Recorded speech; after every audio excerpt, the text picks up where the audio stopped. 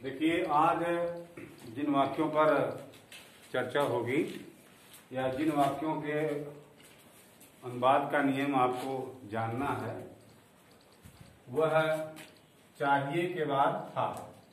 चाहिए के बाद था। इसके पहले जो वीडियो थी उसमें केवल चाहिए था ही, उसमें आपने वाक्य की स्ट्रक्चर देखा था कि चाहिए के पहले नाउन था या एडजेक्टिव था, या चाहिए के पहले वर्ब था, धातु थे। जब वाक्य में चाहिए के बाद था देती हो तो वहां पर हम इसके अनुवाद का नियम इस तरह लिखते हैं।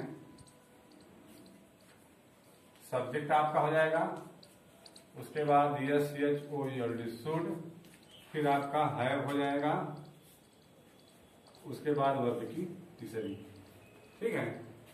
दो अगर किसी वाक्य में इंग्लिश का कोई भी वाक्य है वहां पर मॉडल ऑक्सिलरी और प्राइमरी ऑक्सिलरी दोनों अगर हैं तो वहां पर जो वर्ब लगेगा उसकी तीसरी अवस्था लगेगी।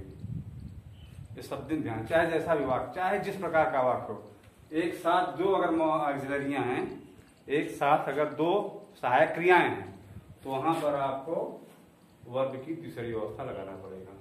अब यहाँ पर देखिए ईमानदार, क्योंकि यहाँ पर जो है आपका धातु था, यहाँ पर धातु था और यहाँ पर क्या है, एडजेक्टिव है, तो इसके अनुवाद का क्या नियम होगा, आपको पहले सब्जेक्ट लिखना है,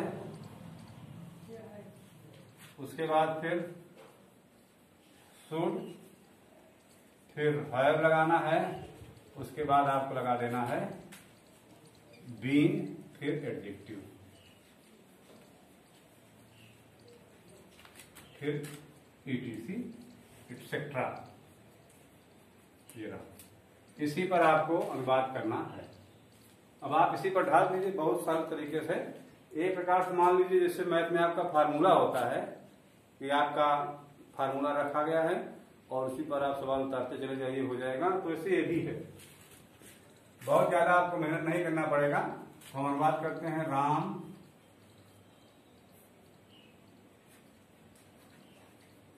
should have,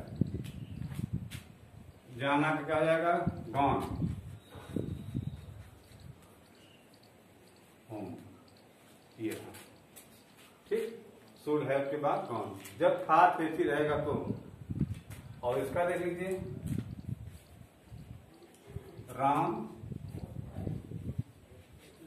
should have been, ईमानदार का क्या आ जाएगा, ऑनेस्ट।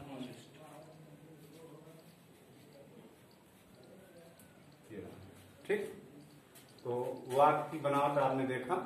अगर इस तरह आपके वाक्य की बनावट है तो उसके अनुवाद का नियम आपका ये है। अगर मान लीजिए वर्ब के बाद यानी वर्ब नहीं है, यहाँ पर आपने देखा वर्ब या धातु, ठीक, ये धातु है आपका। अब धातु अगर नहीं है, एडजेक्टिव आपका है, तो वहां पर हम शुड हैव के साथ बीन लगा देंगे। ठीक, जैसे उसे नेता होना चाहिए था तो क्या हो जाएगा, उसे नेता होना चाहिए था, तो क्या हो जाएगा, he should have been a leader. तो बस उसे गाना गाना चाहिए था, उसे गाना गाना चाहिए था, तो क्या हो जाएगा, he SHOULD should have sing sang sang. तीसरी अवस्था क्या हो जाएगी, संग।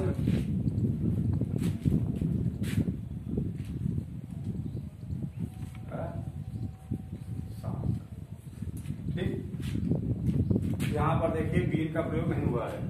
क्यों नहीं हुआ है, क्योंकि यहाँ पर धातु है।